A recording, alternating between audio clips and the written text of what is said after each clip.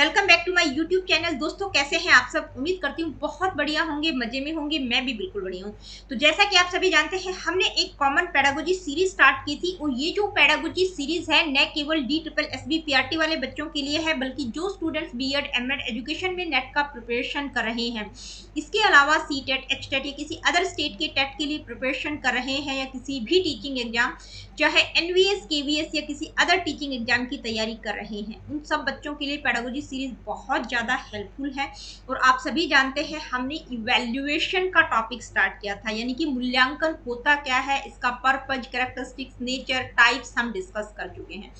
आज की इस वीडियो में हम इवैल्यूएशन से रिलेटेड कौन कौन से सब टॉपिक्स को डिस्कस करेंगे। तो आज की इस वीडियो में हम बात करेंगे लेवल्स ऑफ इवैल्यूएशन, यानी कि मूल्यांकन के लेवल्स कौन कौन से हैं, principles and limitations of evaluation. ठीक है, ये तीन सब टॉपिक आज की इस वीडियो में हम डिस्कस करेंगे, और ये जो तीन सब टॉपिक हम डिस्कस करेंगे इनसे रिलेटेड एमसीक्यूज को भी साथ साथ डिस्कस करेंगे। तो चलिए स्टार्ट करते हैं आज की इस वीडियो को। तो सबसे पहले बात करेंगे लेवल्स ऑफ इवैल्यूएशन। देखिए, इवैल्यूएशन के लेवल्स की अगर हम बात करें तो एजुकेशन में इवैल्यूएशन के वेरियस लेवल्स होते हैं। हर लेवल का अपना डिफरेंट पर्पस होता है और डिफरेंट एस्पेक्ट्स पर फोकस करते हैं, यानी कि एजुकेशनल प्रोसेस, शैक्षिक प्रक्रिया के जो डिफरेंट एस्पेक्ट्स होते हैं उन पर वो फोकस करते हैं। हर एक लेवल का डिफरेंट पर्पस और डिफरेंट फोकस होता है। ठीक है, तो आज की इस वीडियो में हम कॉमन लेवल्स की बात करेंगे। कॉमन लेवल्स की अगर हम बात करें तो ये तीन कॉमन लेवल्स होंगे। कौन कौन से?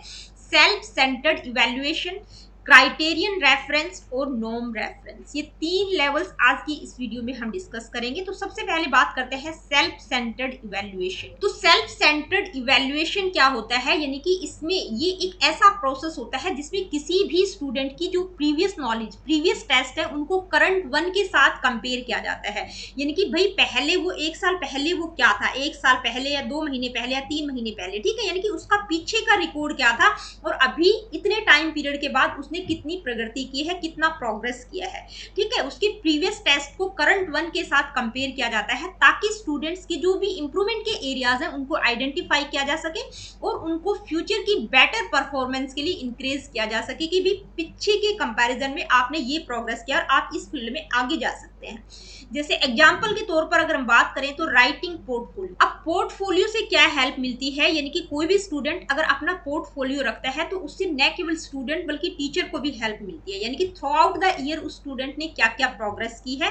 तो साल के लास्ट में, यानी कि end of the year, teacher और स्टूडेंट दोनों उस पोर्टफोलियो को रिव्यू कर सकते हैं और टीचर जो है गाइड कर सकती है कि भाई कहाँ पर आपको इंप्रूवमेंट करने की आवश्यकता है, कहाँ पर आपने बेटर किया है और कहाँ पर आपकी कमी रह गई है। ठीक है, कहाँ पर ज्यादा इंप्रूवमेंट की आवश्यकता है। तो सेल्फ सेंटर्ड इवैल्यूएशन में क्या होता है, यानी कि किसी भी स्टूडेंट की, किसी भी इंडिविजुअल की प्रीवियस रिकॉर्ड्स, प्रीवियस टेस्ट को करंट वन के साथ कंपेयर किया जाता है ताकि उनकी प्रोग्रेस को ट्रैक किया जा सके। इसके बाद नेक्स्ट लेवल है क्राइटेरियन रेफरेंस। देखिए, क्राइटेरियन रेफरेंस एक ऐसा लेवल है जिसमें बच्चों की परफॉर्मेंस को एनालाइज करने के लिए एक क्राइटेरिया सेट किया जाता है। मान लीजिए एक टीचर क्लास में जाती है, बच्चों की परफॉर्मेंस को एनालाइज करने के लिए कुछ स्टैंडर्ड सेट कर देती है, यानी कि कुछ ऑब्जेक्टिव्स को अचीव करने के लिए वो स्टैंडर्ड्स बना देती है और लास्ट में वो चेक करती है कि भी बच्चों ने उन ऑब्जेक्टिव्स को अचीव किया कि नहीं किया with in the time period और नॉट। एक एग्जांपल से इसको समझते हैं। जैसे स्पेलिंग टेस्ट, टीचर ने क्या किया, बच्चों को कुछ 20 स्पेसिफिक वर्ड्स दिए करेक्टली स्पेल करने के लिए कि भाई ये 20 वर्ड्स हैं, इनको आपको करेक्टली स्पेल करना है।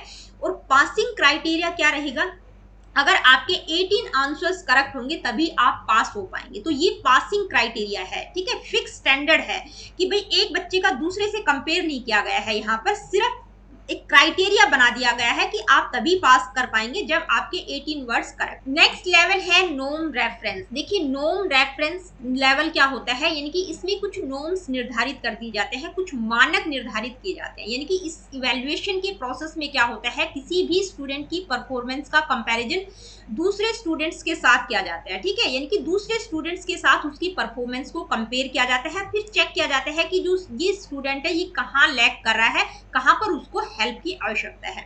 एग्जाम्पल के तौर पर अगर हम बात करें तो जैसे स्टैंडर्डाइज टेस्ट, यानी कि SAT एक क्लासिक एग्जाम्पल हो सकता है नॉर्म रेफरेंस इवैल्यूएशन का, यानी कि स्कॉलिस्टिक अचीवमेंट टेस्ट, भाई कोई भी बच्चा जब टेस्ट देने जाता है, जैसे जितने भी आपके कॉम्पिटिटिव एग्जाम्स होते हैं ये स्टैंडर्डाइज टेस्ट होते हैं, ठीक है, तो वहां पर क्या होता है, परसेंटाइल डिटरमाइन की जाती है, आपकी रैंकिंग आती है कि आप दूसरे बच्चों की कंपैरिजन में कहां पर स्टैंड करते हैं, ठीक है, आपका क्या रैंक है, उसी के अकॉर्डिंग आपको आगे की कोई भी सीट मिलती है, जैसे आईआईटी हो गया, नीट हो गया, या कोई भी नेट का एग्जाम हो गया, तो वहां पर क्या होता है, आपकी परसेंटाइल को डिटरमाइन किया जाता है कि कहां पर आप स्टैंड करते हैं दूसरे स्टूडेंट्स के कंपैरिजन। तो अभी हमने मूल्यांकन की लेवल्स की बात की, यानी कि इवैल्यूएशन की 3 कॉमन लेवल्स हैं, कौन कौन से, self centred evaluation, criterion reference और नॉर्म रेफरेंस, ये 3 कॉमन लेवल्स आज की इस वीडियो में हमने पढ़े। अब हम बात करेंगे प्रिंसिपल्स ऑफ इवैल्यूएशन, यानी कि मूल्यांकन के सिद्धांत कौन कौन से हो सकते हैं, कौन कौन से की सिद्धांत है मूल्यांकन के,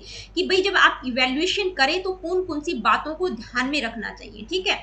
तो फर्स्ट क्या है, प्रिंसिपल ऑफ वैलिडिटी, यानी कि वैधता, वैलिडिटी का प्रिंसिपल क्या कहता है कि जो भी असेसमेंट मेथड या इवैल्यूएशन मेथड्स और टूल्स हैं वो एक्यूरेटली उसी चीज को मेजर करे जिस चीज के लिए वो इंटेंशनली बनाए गए हैं, ठीक है, उनका इंटेंशन क्या होता है, उसी चीज को मेजर करना जिसके लिए वो बनाए गए हैं, ठीक है, वैलिड होनी चाहिए, क्या है, जो इवैल्यूएशन मेथड्स और टूल्स है वो कैसे होनी चाहिए, वैलिडिटी उनकी होनी चाहिए, वैलिड होनी चाहिए।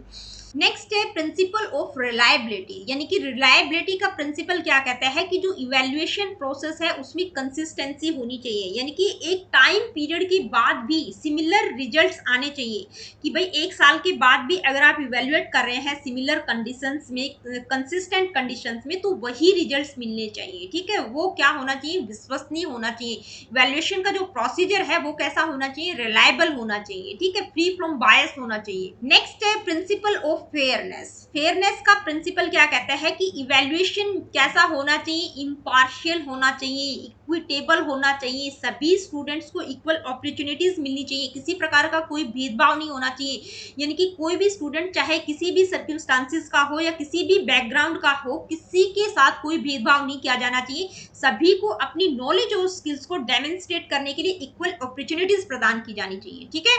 नेक्स्ट प्रिंसिपल है प्रिंसिपल ऑफ ऑथेंटिसिटी, यानी कि ऑथेंटिसिटी का प्रिंसिपल क्या कहता है कि भाई जो भी टेस्ट इवैल्यूएशन मेथड्स असाइनमेंट है वो रियल लाइफ सिचुएशंस के साथ रिलेट करने चाहिए, रियल लाइफ सिचुएशंस में किए जाने चाहिए, किसी प्रकार का कोई बनावटीपन उसमें नहीं होना चाहिए, ऑथेंटिक होने चाहिए, ठीक। नेक्स्ट है प्रिंसिपल ऑफ ट्रांसपेरेंसी, देखिए ट्रांसपेरेंसी का जो सिद्धांत है वो ये कहता है कि जो भी इंस्ट्रक्टर है उसको कोई भी कोर्स है उस कोर्स के स्टार्टिंग में ही जो भी क्राइटेरिया रहेगा, जो भी ग्रेडिंग क्राइटेरिया और जो भी एक्सपेक्टेशंस रहेंगी उस कोर्स की, वो स्टार्टिंग में ही बच्चों को कम्युनिकेट कर देनी चाहिए, ताकि बच्चों को समझ आ जाए कि भाई सक्सेस के लिए उनको क्या अचीव करना है, ठीक है, उनको क्या करना है, ट्रांसपेरेंसी होनी चाहिए इवैल्यूएशन में। नेक्स्ट है फॉर्मेटिव असेसमेंट, यानी कि प्रिंसिपल ऑफ फॉर्मेटिव असेसमेंट, बच्चों का टाइम टू टाइम, यानी कि लर्निंग प्रोसेस के दौरान ही उनको ऑनगोइंग फीडबैक प्रोवाइड करते रहना चाहिए, ठीक है, ये नहीं है कि साल के लास्ट में ही एक बार बच्चों का इवैल्यूएशन किया जाए, ठीक है। नेक्स्ट प्रिंसिपल है प्रिंसिपल ऑफ समेटिव असेसमेंट, देखिए समेटिव असेसमेंट का सिद्धांत ये कहता है कि बच्चों का सिर्फ फॉर्मेटिव असेसमेंट ही नहीं किया जाना चाहिए, यानी कि उनको सिर्फ ऑनगोइंग फीडबैक ही नहीं देना है लर्निंग प्रोसेस के दौरान, बल्कि थ्रू आउट द ईयर, पूरे साल में उन्होंने क्या सीखा है, उस स्पेसिफिक पीरियड में क्या सीखा है, उसके आधार पर भी उनका मूल्यांकन किया जाना चाहिए, ठीक है, उनका असेसमेंट होते रहना चाहिए। नेक्स्ट है मल्टीपल मेजर्स, यानी कि अलग अलग मेथड्स के द्वारा बच्चों को इवैल्यूएट किया जाना चाहिए, यानी कि एक टीचर के द्वारा डिफरेंट डिफरेंट टाइप के जो असेसमेंट मेथड्स होते हैं उनका प्रयोग किया जाना चाहिए। अगर टीचर बच्चों को इवैल्यूएट कर रही है तो टेस्ट के थ्रू, प्रोजेक्ट के थ्रू, प्रेजेंटेशन के थ्रू, ठीक है, ये नहीं कि एक ही तरह से उनको इवैल्यूएट किया जा रहा है, बस टेस्ट ले लिया हो गया, ठीक है, ऐसा नहीं होना चाहिए, डिफरेंट मल्टीपल मेजर्स का प्रयोग किया जाना चाहिए, अलग अलग मेथड्स के द्वारा बच्चों को इवैल्यूएट किया जाना चाहिए, ताकि उनकी जो भी एबिलिटीज और नॉलेज है उनकी कॉम्प्रिहेंसिव अंडरस्टैंडिंग को गेन किया जा सके, बच्चों के बारे में पता चल सके। नेक्स्ट है प्रिंसिपल ऑफ कॉन्टिन्यूस इंप्रूवमेंट, देखिए कॉन्टिन्यूस इंप्रूवमेंट का जो सिद्धांत है वो ये कहता है कि टीचर्स को क्या करना चाहिए, इवैल्यूएशन मेथड्स को लगातार कॉन्टिन्यूसली इनहेंस करते रहना चाहिए, जो भी टेक्नोलॉजिकल एडवांसमेंट होता है वो इवैल्यूएशन मेथड्स में भी दिखाई देना चाहिए, ठीक है।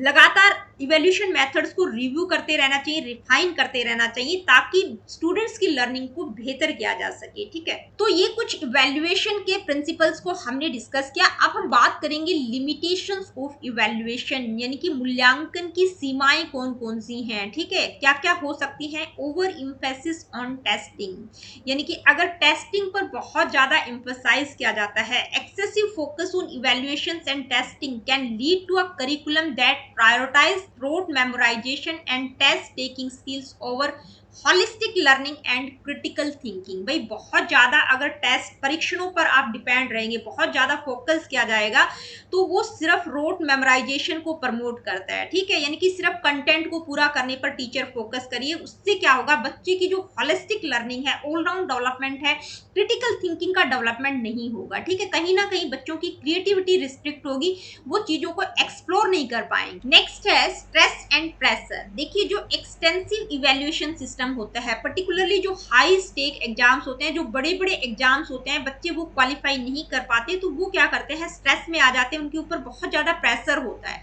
उससे क्या होता है, उनकी जो वेलबींग और मेंटल हेल्थ, फिजिकल हेल्थ है, उस पर नेगेटिव इफेक्ट पड़ते हैं, ठीक है। नेक्स्ट है स्टैंडर्डाइजेशन एंड इंडिविजुअल डिफरेंसेस। देखिए इवैल्यूएशन ज्यादातर क्या होता है, स्टैंडर्डाइज असेसमेंट होता है, यानी कि मानकीकृत होता है, स्टैंडर्डाइज होता है। भाई एक स्टैंडर्ड निर्धारित किया गया है, एक मानक बनाया गया है, कोई बच्चा अगर उसमें पास हो जाता है तो हम कहते हैं कि भाई उसने अच्छा स्कोर किया है, ठीक है। लेकिन हर बच्चा एक बच्चे से डिफरेंट होता है, मतलब इंडिविजुअल डिफरेंसेस होता है, हर बच्चे का इंटरेस्ट, लर्निंग स्टाइल और जो भी स्ट्रेंथ होती है वो क्या होती है, डिफरेंट होती है। एक बच्चा उस फील्ड में अच्छा हो सकता है दूसरा बच्चा उस फील्ड में अच्छा ना कर पाए। यानी कि जो टेस्ट लिया गया है, जो असेसमेंट किया गया है, एक बच्चा हो सकता है उसको बहुत अच्छे से कर ले, लेकिन दूसरा बच्चा दूसरे फील्ड में बहुत अच्छा है, लेकिन उस चीज में वो अच्छा नहीं कर पाया। तो ये क्या है, ये फुल स्पेक्ट्रम को मेजर नहीं करता, यानी कि किसी भी बच्चे की, किसी भी स्टूडेंट की फुल स्पेक्ट्रम जो भी एबिलिटीज और टैलेंट है उसको प्रॉपर तरीके से असेस नहीं करता है। नेक्स्ट लिमिटेशन क्या है, टीचिंग टू द टेस्ट, यानी कि जो टीचिंग की जाती है वो सिर्फ किस पर फोकस करके की जाती है, जो भी परीक्षण लिए जाते हैं, जो भी टेस्ट लिए जाते हैं, उसी के अकॉर्डिंग टीचर्स बच्चों को पढ़ाती है। आप लोगों ने स्कूल में भी देखा होगा कि भी पेपर आने वाले हैं, आपके फर्स्ट टर्म है, आपके यूटी है, उसी को फोकस करते हुए टीचर उसी टेस्ट के लिए प्रिपेयर करती है बच्चों को, ताकि वो उस पर्टिकुलर टेस्ट में अच्छा कर सके, ठीक है। तो इससे क्या होता है, बच्चों का जो होलिस्टिक डेवलपमेंट है वो रुक जाता है, उनकी क्रिटिकल थिंकिंग का डेवलपमेंट नहीं हो जाता, बच्चे सिर्फ रोट मेमोराइजेशन पर फोकस करते हैं, यानी कि ये रटकर हम इस टेस्ट को क्वालिफाई कर। तो ये इवैल्यूएशन की कुछ लिमिटेशंस हैं जिनको हमने डिस्कस किया। अब हम बात करेंगे कुछ इंपॉर्टेंट एमसीक्यूज की, यानी कि ये जो 3 टॉपिक्स हमने डिस्कस किए हैं, levels of evaluation, principles of evaluation and limitations of evaluation, इनसे रिलेटेड कुछ इंपॉर्टेंट एमसीक्यूज को डिस्कस करेंगे। Let me see what is the first question, which level of evaluation compares a students performance against pre defined criteria, यानी कि किस level में हमने पढ़ा था, ठीक है। ये मैं सभी करवा चुकी हूँ, मैं अब डिटेल में यहाँ पर आप लोगों को एक्सप्लेन नहीं करूंगी क्योंकि टॉपिक जस्ट अभी हमने किया है, ठीक है। विच लेवल ऑफ इवैल्यूएशन, यानी कि किस लेवल में हमने कहा, देखा था कि स्टूडेंट्स की परफॉर्मेंस को एक प्री डिफाइंड क्राइटेरिया से कंपेयर किया जाता है, क्राइटेरिया बना दिया गया है, उसी से बच्चे की परफॉर्मेंस को कंपेयर किया जाता है। तो कौन सा इवैल्यूएशन का लेवल था, norm reference evaluation, criterion reference, self centred evaluation या फॉर्मेटिव इवैल्यूएशन। तो कौन सा था, क्राइटेरियन रेफरेंस, यानी कि क्राइटेरिया बना दिया गया है, उस क्राइटेरिया से बच्चे की परफॉर्मेंस को इवैल्यूएट किया जाता है।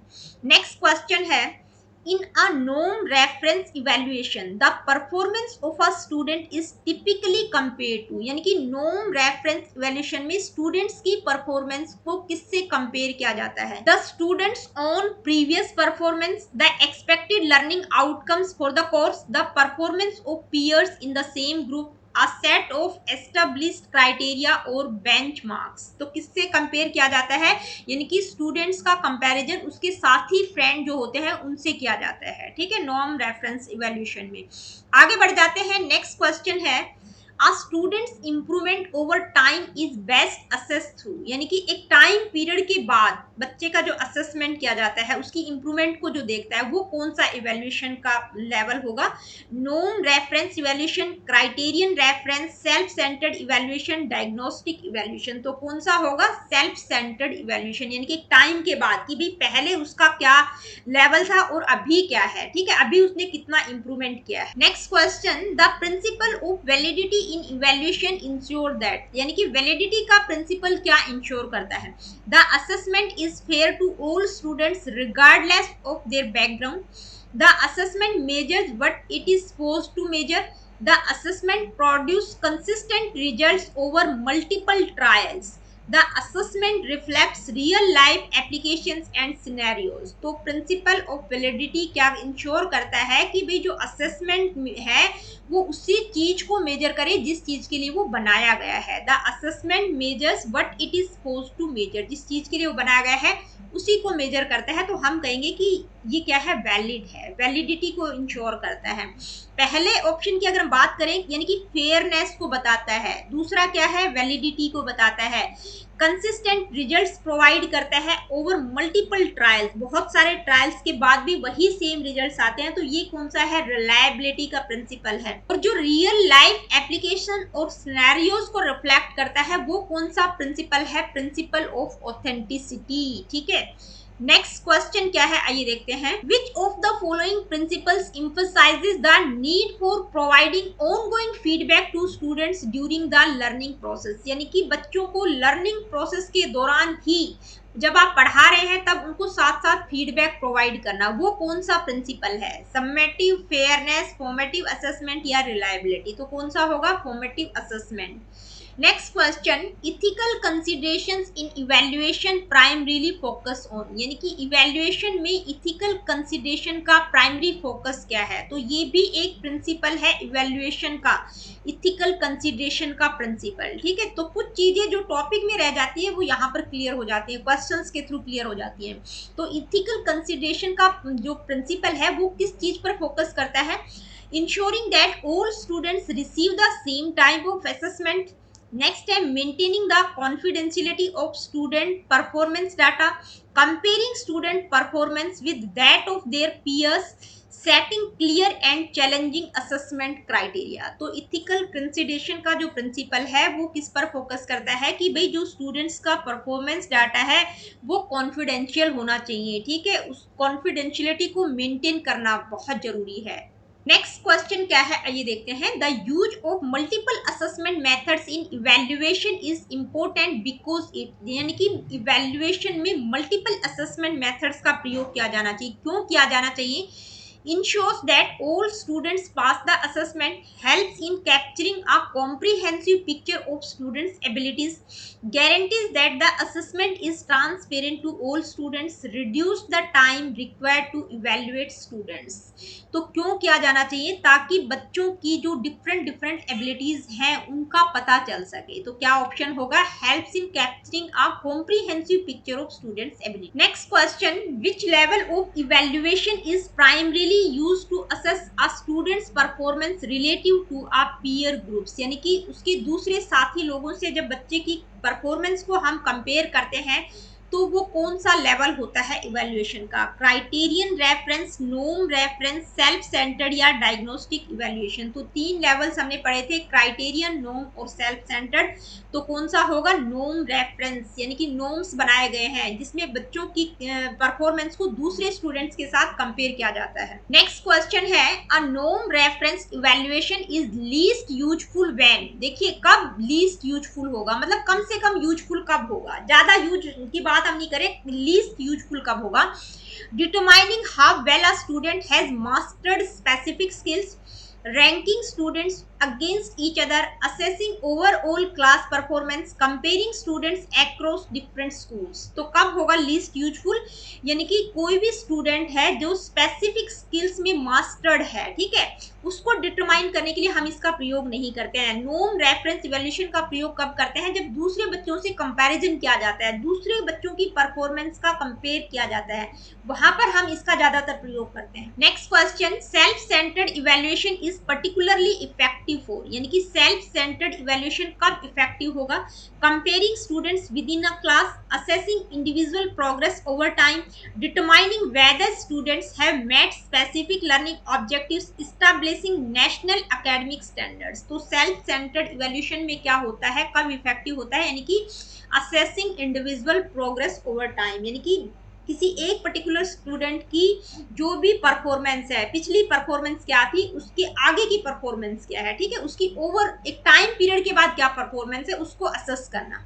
Next question, which of the following best describe the relationship between criterion reference and norm reference evaluation? देखिए इनमें से कौन सा, which of the following का मतलब ये जो चार ऑप्शंस दिए गए हैं इनमें से कौन सा ऑप्शन बेस्ट डिस्क्राइब करता है क्राइटेरियन रेफरेंस और नॉर्म रेफरेंस इवैल्यूएशन की रिलेशनशिप को? फर्स्ट ऑप्शन है criterion reference evaluation are subjective while norm reference are objective. Criterion reference evaluations measure against set standards while norm reference compare students to each other. Norm reference evaluation are based on formative assessments while criterion reference are summative. Both are used interchangeably in all evaluation contexts. तो कौन सा best describe कर रहा है कि भाई जो criterion reference evaluation है वो एक सेट मतलब उसमें एक स्टैंडर्ड सेट कर दिया जाता है, उसके अकॉर्डिंग बच्चों की परफॉर्मेंस को मेजर किया जाता है, क्राइटेरिया बना दिया जाता है। जो नॉर्म रेफरेंस इवैल्यूएशन होता है उसमें एक स्टूडेंट का दूसरे बच्चों की परफॉर्मेंस के साथ कंपेयर किया जाता है। Next question, which type of evaluation would most likely be used in a mastery learning environment? देखिए मास्टरी लर्निंग इन्वायरमेंट के लिए कौन से टाइप के इवैल्यूएशन को यूज किया जाता है, यानी कि मास्टरी लर्निंग की बात की गई है। Norm reference, self centred, criterion reference या समेटिव इवैल्यूएशन? तो कौन सा होता है क्राइटेरियन रेफरेंस, यानी कि इसमें एक पर्टिकुलर क्राइटेरिया बना दिया जाता है। नेक्स्ट क्वेश्चन है, the principle of fairness in evaluation is primarily concern with, यानी कि फेयरनेस का जो प्रिंसिपल है वो किस चीज को कंसर्न करता है? Ensuring that all students receive the same grades, giving all students an equal chance to demonstrate their knowledge, providing immediate feedback after assessments, standardizing tests across all educational institutions। तो कौन सा होगा? फेयरनेस का जो principal है वो किस चीज पर फोकस करता है? Giving all students an equal chance to demonstrate their knowledge, यानी कि हर बच्चे को इक्वल अपॉर्चुनिटीज, इक्वल चांस मिलना चाहिए अपनी नॉलेज को डेमोन्स्ट्रेट करने के लिए। Next question, which principle of evaluation ensure that an assessment tool is measuring what it claims to measure? देखिए इवैल्यूएशन की किस प्रिंसिपल में हमने बात की थी कि जो असेसमेंट टूल है वो उसी चीज को मेजर करता है जिस चीज के लिए वो बनाया गया है, उसको हम क्या कहेंगे? ट्रांसपेरेंसी, रिलायबिलिटी, वैलिडिटी या ऑथेंटिसिटी? क्या कहेंगे? वैलिडिटी, यानी कि जिस चीज को मेजर करने के लिए बनाया गया है उसी चीज को मेजर करता है। नेक्स्ट क्वेश्चन है, in educational evaluation authenticity refers to, यानी कि एजुकेशनल इवैल्यूएशन में ऑथेंटिसिटी का क्या मतलब है? ठीक है, the accuracy of the grading system, the relevance of assessments to real world task and skills, the use of standardized tests to ensure comparability, the consistency of assessment results। तो authenticity का मतलब है कि जो टास्क और skills हैं वो real world situations में एप्लीकेबल होनी चाहिए, उनके लिए रेलिवेंट होनी चाहिए। The relevance of assessment to real world task and next question, an assessment that consistently produce similar results under similar conditions is said to have high, यानी कि एक असेसमेंट जब किया जाता है तो कंसिस्टेंटली वही रिजल्ट्स प्रोवाइड करता है, टाइम पीरियड के बाद भी सेम रिजल्ट्स आते हैं सिमिलर कंडीशंस में, तो हम क्या कहेंगे कि उसकी क्या हाई है? वैलिडिटी, रिलायबिलिटी, फेयरनेस या ट्रांसपेरेंसी? तो हम क्या कहेंगे? रिलायबिलिटी उसकी हाई है। Next question, the principle of continuous improvement in evaluation suggest that, यानी कि कॉन्टिन्यूस इंप्रूवमेंट का प्रिंसिपल क्या सजेस्ट करता है? Evaluation methods should remain unchanged to ensure consistency, teachers should regularly review and refine assessment practices to enhance learning outcomes, Students should be assessed continuously throughout their education. Assessment criteria should be simplified to improve understanding. तो जो continuous improvement का सिद्धांत है वो क्या कहता है कि जो टीचर्स हैं उनको असेसमेंट प्रैक्टिसेस को बार बार रिव्यू और रिफाइन करते रहना चाहिए ताकि लर्निंग आउटकम्स को बेहतर किया जा सके। ठीक है, नेक्स्ट क्वेश्चन क्या है आइए देखते हैं। One major limitation of relying heavily on standardised test in evaluation is that they, देखिए जब स्टैंडर्डाइज्ड टेस्ट पर ज्यादा फोकस किया जाता है तो कौन सी मेजर लिमिटेशन होगी? Fail to measure creative and critical thinking skills effectively, provide consistent and reliable results across different students populations, allow for easy comparison of student performance across schools, increase the development of a well rounded curriculum। तो कौन सी major limitation होगी? जब standardise test पर बहुत ज्यादा rely किया जाता है तो क्या होता है कि बच्चे की क्रिटिकल थिंकिंग और जो दूसरी स्किल्स हैं वो अफेक्ट होती हैं। ठीक है, उनको मेजर नहीं किया जाता, सिर्फ रोट मेमोराइजेशन को प्रमोट किया जाता है। तो दोस्तों आज की इस वीडियो में इतना ही, मिलती हूँ आप लोगों से अपनी अगली वीडियो में। Really good, take care of yourself. देखिए वीडियो सेशंस आप लोगों को पसंद आते हैं तो please like share and do subscribe the education classes. किसी प्रकार का क्वेश्चन क्वेरीज फीडबैक आप मुझे देना चाहते हैं, do comment in the comment section, जो कि आप बिल्कुल भी प्रोवाइड नहीं करते हैं। तो आप लोगों से रिक्वेस्ट है कि आप कमेंट जरूर किया करो। मिलती हूँ आप लोगों से अपनी अगली वीडियो।